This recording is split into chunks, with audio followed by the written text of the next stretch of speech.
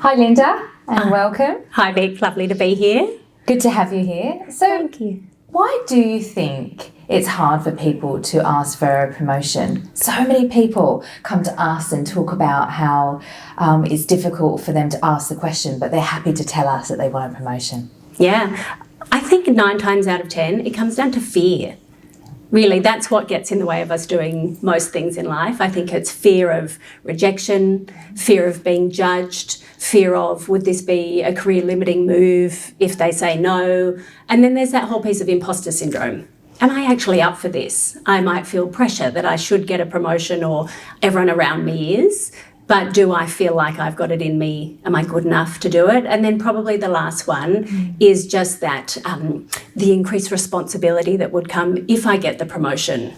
So how do I feel about that? So almost looking in the future and worrying about what could be. Mm-hmm. Okay. Yeah, so people tend to stay in that comfort zone. So, Linda, in your experience, are there particular attributes that you see in people that are super successful securing their next promotion? And if so, if you can use an example of where you have had a client who's done this and give us that example as well, that would be great. Sure. An attribute, I think, is obviously self-belief if you've got it. Having said that, getting a promotion is no guarantee, and so the way to maximise the chance of you getting the promotion is to really think strategically, have a plan, build a business case, if you like. So I often say to clients, fear can get us in the way of us going for a promotion. So how do we step out of that emotional decision into a more cognitive or strategic headspace? Absolutely. So what would the business owner be thinking? Where's the return on investment of you getting the promotion? It's not just because you ask, it's got to be beneficial commercially for the organisation as well. So what are you doing to have that structured plan, to have the conversation at the right time, to have done your homework, and to make it a longer term campaign, if you like. So you asked about a client. Even just recently, I had a client who there had been conversations about a promotion earlier in the year. And then in the back half of 2024, of course, there's been concern and nervousness about the economy, and a lot has gone on ice. And so rather than sitting and waiting, because her leader never brought it up again, we talked about it and we actually came up with that strategic thinking. Why might her leader be concerned about giving her a promotion at this time? What is their pipeline like? What's the economy likely to do to their business? But then how could her promotion actually help appease some of those risks? How could it lead to a small organisational restructure so that they can be better resourced for what 2025 is going to look like? And then obviously talking ROI in terms of her salary and making sure we're pitching that correctly for the market. So the work we do here, placing executives into critical positions, what we've found of late is that there seems to be a reticence to not just ask for the promotion, but actually push for the remuneration in line with the external market. In your opinion and what you've seen with your clients, why do you think there is a reticence to not just ask for the promotion, and there's a fear, and you've mentioned that around that, but what about the remuneration and the salary piece that comes with that? What's your kind of view and perspective on that? Not enough people actually do the homework to know their worth. And I think, coming to an organisation like Parity, seeking out executive search and headhunters to help people understand what their actual worth is and their value. I think also putting together evidence as to why you are worth a certain amount. So it's interesting that you say they've got a reticence, they know what the market's paying, yet they still feel concerned to ask. It's like, well, how can you prove it to not only the organisation, but also to yourself? That is the value that you represent. Yeah. So often we look at all the things that we don't do right or what we could have done better, but we don't take the same time to almost collect evidence or create a vault of the successes that we've had. What have been the risks that we've taken and how's that paid off? How are we making a positive difference? And then turning that future focus into how am I going to add even greater value next year, the year after? How am I future-proofing myself and the organisation? All of that can get wrapped up in someone's value that they can then talk to. One of the most common things that we see are career plateaus that can perhaps be overlooked. What's your advice for someone that perhaps has reached a career plateau and not ready yet for a promotion, but how can they really push through that plateau? Yeah, good question. I think there's a few things going on here. So career plateau could be structural. There just simply aren't the roles that they're looking for above them. But it could also be more personal than that. And so what that can look like is sort of disengagement, bit of stagnation, maybe even missing opportunities that are in front of them, but they're just not grabbing them.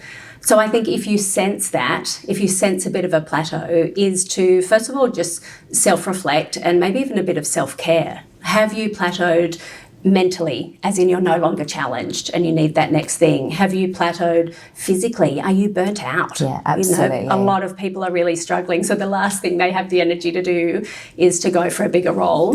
Or is it emotional? Like, is it that mindset piece where you're doubting yourself? Yeah, absolutely. So that's what I'd do first. Yeah. Where's this stagnation or this plateau coming from? Then I'd reassess my goals. What is it that I want out of my career? Has that changed? What are the skills that I need to actually get me to where I want to go? Then I would probably turn my attention to my network. I'd start thinking about, who do I need to talk to? Do I need to get some feedback from my leader or a mentor? Is it building out my network and actually seeking some sponsors and advocates to really get me in positions that will help re-energise my career, if you like? So, and when I talk about sponsors, that doesn't mean that they put you into a role. It could be an introduction. It could be that they open up an opportunity. They could take you into a meeting that would be just enough to see what's going on in a different business area. So all these things to sort of re-energise that career plateau. Yeah, great, thank you. I find with the people that I identify as career plateaus is that they seem quite disenfranchised, lacking energy, disenfranchised. And so it's actually very difficult, I believe, for people to take a step back when they've invested so much time and energy into their organisation. They've given it their all. They've probably prioritised it more than their not necessarily family, but certainly their friends and their well-being.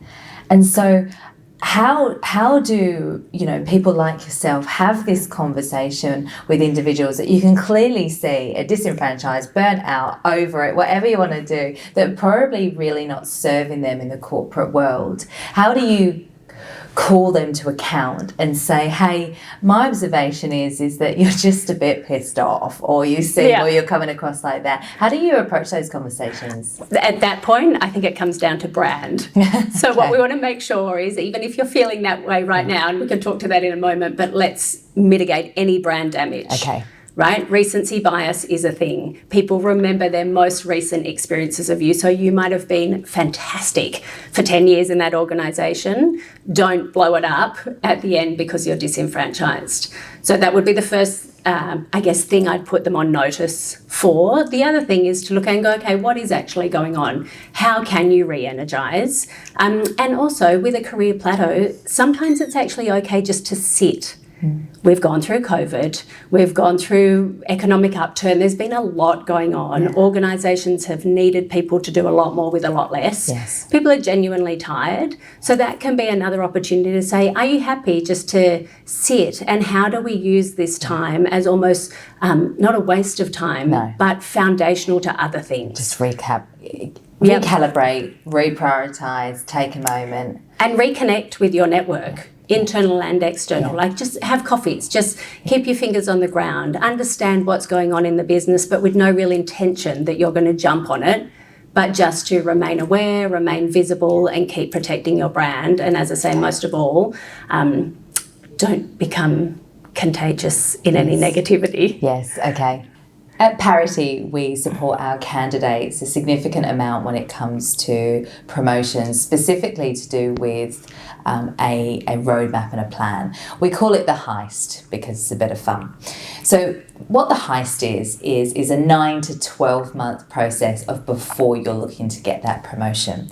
We really love supporting people in terms of that period of time and making sure, like a heist, like planning a heist, that you actually have stages stages in that process where you can influence the outcome right at the end, but really recognizing that it's a 9 to 12 month process before you really do, pull the trigger and actually complete the heist itself.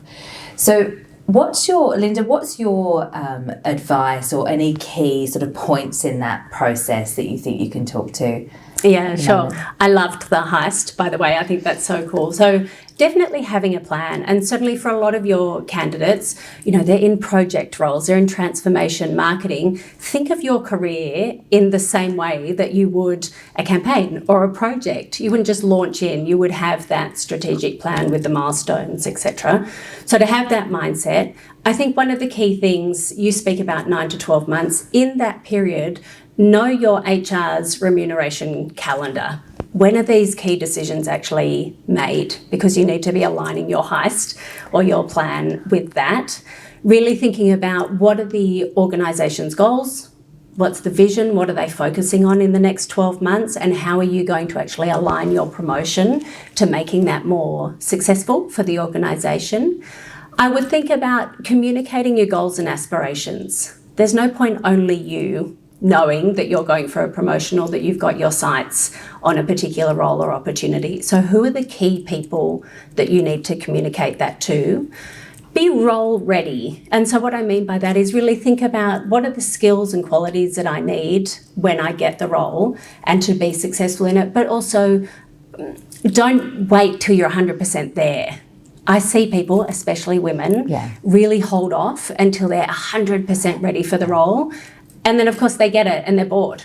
Within 3 to 6 months, there's nothing more to stretch. So be ready enough, right? And know that you've got the resources around you to be able to build on that. And what percentage is ready enough? I completely agree with you. What percentage is ready enough? If I'm sitting here saying, I want that promotion, but my instincts are suggesting I need to be fully ready, what do I need to get to?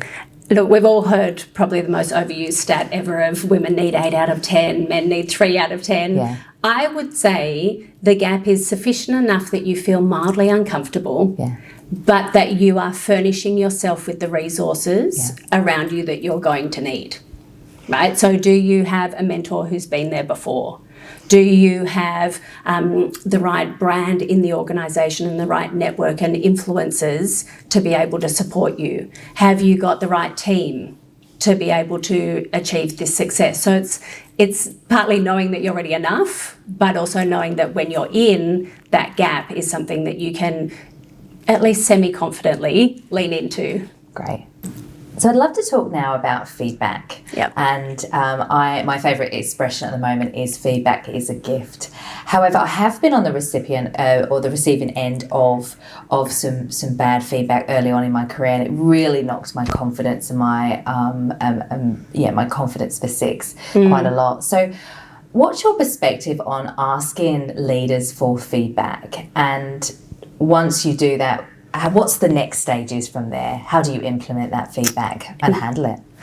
It's funny, isn't it? I think it is 101 of leadership and career, and yet it is something that we shy away from. Feedback, or the F word, as I sometimes call it. So I've got this negative connotation, and yet it is the essential ingredient that we need to keep learning and growing and developing. So I think feedback shouldn't be part of the heist. It should be all the time. Yes. We shouldn't be starting to ask feedback when we're looking to get a promotion. We should already know the gift, even if it's a nasty surprise. To me, often I think ideally there wouldn't be surprises with feedback, because if you've got a leader who gives quality feedback and you're seeking it regularly, there should be less surprises. So I think in the how-to, definitely be asking for it. And I think be quite specific with your ask. That's the thing, isn't it? Yeah. It's that broad, lofty, give me feedback can feel very personal when it is probably quite personal if it's so vague. Exactly. And also a lot of people shy away because they don't want to embarrass someone, or they don't want to feel like they're criticising. So if you're very clear, here's what I'm trying to achieve. I'm really curious to know what are 3 things that you think might slow me down or get in my way. And if you can, some examples would be great. and let them think about it, like overnight. So I think don't just spring the feedback conversation on someone. Ask your leader, again, this is where I'm going. Can we have a feedback conversation? How's next Wednesday? Don't tack it onto your weekly WIP meeting or your BAU meeting. Make it allocated time for that with questions in advance so that your leader can come prepared with something that's productive but feels safe for them. Right, so this is very interesting. So don't tack it onto a WIP meeting. Yeah. So this is it's always tacked onto a WIP meeting, Correct. right? Correct. So talk to me about why not. Two things. One, it often doesn't happen at all. Or two, even if it does, it gets this much airtime at the end of the meeting, right? So I think it deserves its own allocated time slot because it's different. It has a completely different context to whatever it is you're talking about in the WIP, right? It is a dedicated career and performance conversation.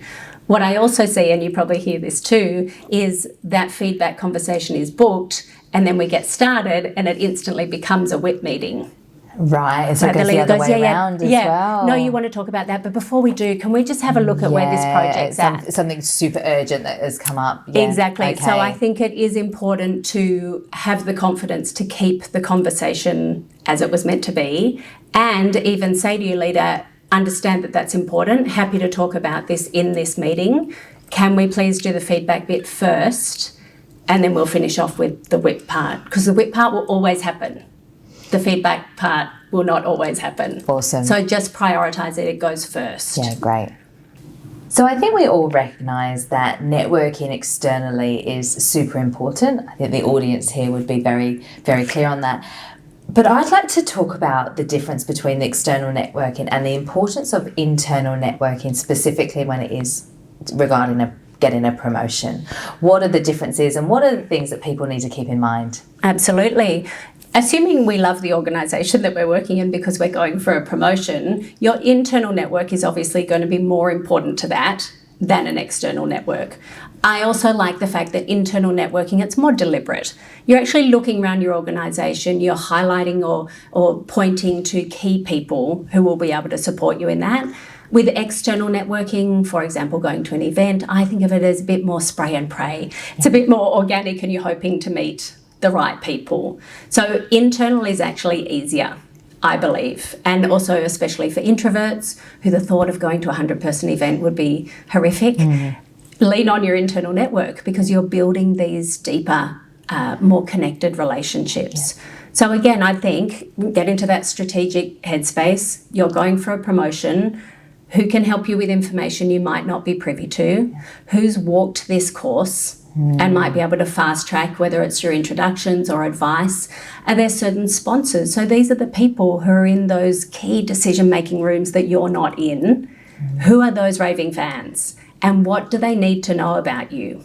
Yeah. Right? So let's say you worked with someone who could be a sponsor 5 years ago. Again, they remember that version of you. So are you keeping them up to date on what your aspirations are, what you've been achieving, where it is you're wanting to go, so that when they're hearing opportunities, they're thinking of the current and future version of you, not the past version who they've experienced before. A huge thank you to Linda for sharing her wisdom in this interview. I thoroughly enjoyed doing it and spending time with Linda. Especially loved the section on feedback. I hope you also enjoyed this time, and please contact myself or Linda if you'd like further information or a discussion. But some of my key takeaways are here. The first one is have a planned approach when approaching pay rise or promotions, and just don't be clumsy with asking. Just make sure you approach it like you would any work meeting or business case, because that would mean your success will be much higher. The second is align the timing of your promotional pay rise discussions with the company's remuneration cycle and their goals and visions. It's certainly the smartest way to get a great result. The third is continuously ask for specific feedback with examples and ensure this time is separated from your one-on-one or your WIP meetings. And finally, ensure your sponsors are clear about your ambitions and career pathway. Don't assume that they will remember what you have said, and just make it easy for them to be your raving fan. I hope this has been a really great interview for you to watch and absorb. And as I mentioned earlier, please do contact myself or Linda if you'd like further information. Take care.